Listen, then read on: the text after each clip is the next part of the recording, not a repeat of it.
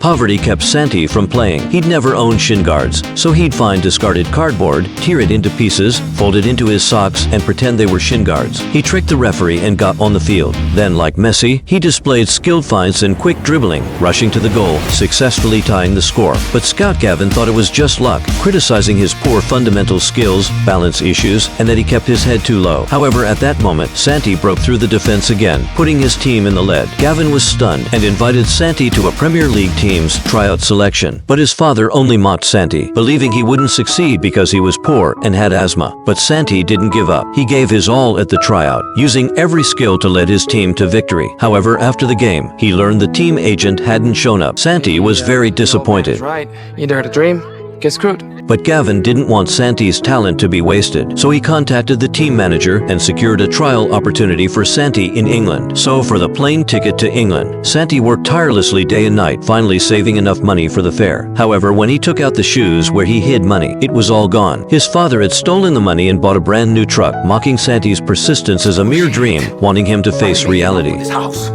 and now we have our own business. That's how things get better. That's how you measure a man's life. It's your life! Not mine.